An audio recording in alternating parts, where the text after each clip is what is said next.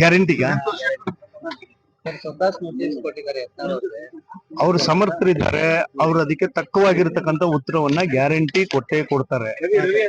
ಅವ್ರು ಏನ್ ಸಮಸ್ಯೆ ಅನ್ನೋದು ಅವ್ರು ಅರ್ಥ ಮಾಡ್ಕೊಂಡಿದ್ದಾರೆ, ಅದಕ್ಕೆ ಉತ್ತರ ಕೊಡ್ತಾರೆ. ಟಾರ್ಗೆಟ್ ಮಾಡುವಂತ ಕೆಲಸ ಆಗ್ತಿದೆ ಯತ್ನಾಳ್ ಅವರನ್ನ. ಟಾರ್ಗೆಟ್ ಮಾಡೋದಕ್ಕೆ ಯಾರಿಂದನೂ ಸಾಧ್ಯ ಇಲ್ಲ. ಬಿಕಾಸ್ ಅವ್ರು ಯಾರು ಕೂಡ ಆ ವ್ಯಾಪ್ತಿನಲ್ಲಿ ಇಲ್ಲ. ಅವ್ರು ಟಾರ್ಗೆಟ್ ವ್ಯಾಪ್ತಿನಲ್ಲೇ ಇಲ್ಲ. ಅವ್ರು ಬಿಂದಾಸ್ ಆಗಿ ರೈತರ ಜೊತೆಗೆ, ಕರ್ನಾಟಕದ ಹೋರಾಟದ ಜೊತೆಗೆ ಮತ್ತು ವಕ್ಫ್ ಹೋರಾಟದ ಜೊತೆಗೆ ಇದ್ದಾರೆ. ರೈತರ ಪರವಾಗಿ ನಿಂತಂತವ್ರಿಗೆ ಈ ರೀತಿ ಆದ್ರೆ ಅದು ಉತ್ತರ ಕೊಡ್ತಾರೆ. ಆ ರೈತರ ಪರವಾಗಿ ಇರ್ತಕ್ಕಂಥ ವಿಚಾರವಾಗಿ ಕೇಂದ್ರದಿಂದ ನೋಟಿಸ್ ಕೊಟ್ಟಿದ್ದಲ್ಲ ಇದು. ಅವ್ ಯಾವ ವಿಚಾರಕ್ಕೆ ಕೊಟ್ಟಿದಾರೋ ಅದಕ್ಕೆ ಅವ್ರು ಸಮರ್ಥರಿದ್ದಾರೆ, ಉತ್ತರ ಕೊಡ್ತಾರೆ. ಅವೆಲ್ಲ ಯತ್ನಾಳ್ ಬೆನ್ನಿಗೆ ನಿಲ್ತೀರಿ ಸರ್? 100ಕ್ಕೆ 100. ಯತ್ನಾಳ್ ಅವರು, ಜಾರಕಿಹೊಳಿ ಅವರು ಬೆನ್ನಿಗೆ ನಾವೆಲ್ಲರೂ ಕೂಡ ನಿಂತಿದ್ವಿ. ಒಂದ್ ವೇಳೆ ಯತ್ನಾಳ್ ಅವ್ರನ್ನ ಉಚ್ಚಾಟನೆ ಮಾಡಿದ್ದೆ ಆದ್ರೆ ಮಾಡಂತ ಸಂದರ್ಭ ಬರೋದಿಲ್ಲ. ಅದು ಹೈಪೋಥೆಟಿಕಲ್ ಕ್ವೆಶ್ಚನ್ಸ್, ಅದೆಲ್ಲ ಸಾಧ್ಯ ಇಲ್ಲ.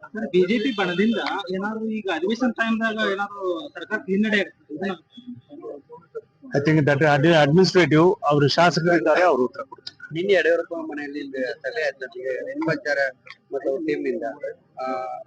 ನಂತರ ಈ ಎಲ್ಲ ಬೆಳವಣಿಗೆ ಅದಕ್ಕೆ ಇದಕ್ಕೆ ಸಂಬಂಧ ಇಲ್ಲ.